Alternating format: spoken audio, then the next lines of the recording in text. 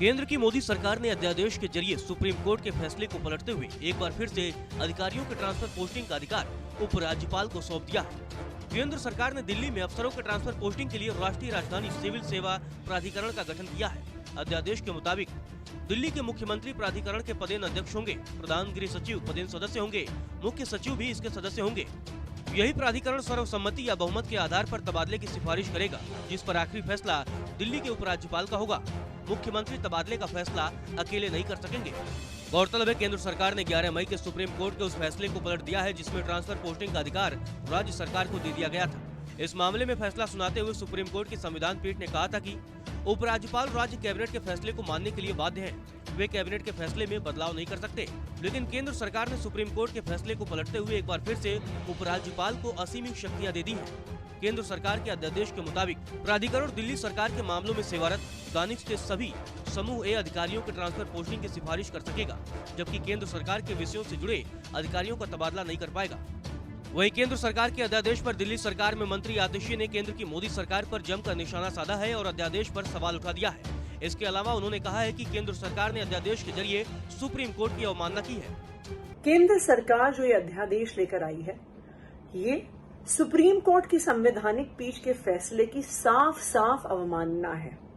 Supreme court ने ये फैसला दिया कि चुनी हुई सरकार के पास निर्णय लेने की ताकत होनी चाहिए, लेकिन आज जो अध्यादेश केंद्र सरकार लेकर आई है, वो उस हार के डर से, अरविंद केजरीवाल जी की सरकार को पावर देने के डर से वो ये अध्यादेश लेकर आई है।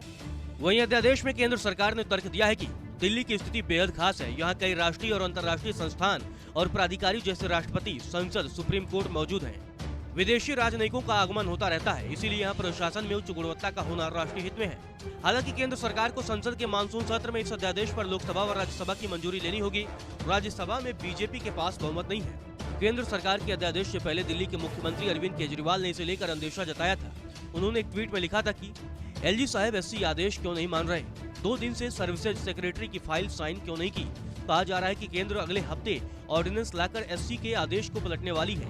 क्या केंद्र सरकार सुप्रीम कोर्ट के आदेश को पलटने की साजिश कर रही है? क्या एलजी साहब ऑर्डिनेंस का इंतजार कर रहे हैं, इसीलिए फाइल साइन नहीं कर रहे हैं? आम आदमी पार्टी से राज्यसभा सांसद संजय सिंह ने भी पीएम मोदी को तानाशाह बताया है। उन्होंने कहा कि पीएम मोदी लोकतंत्र एवं संविधान में भरोसा नहीं रखते हैं। सुनिए संजय सिंह ने क्या कुछ कहा।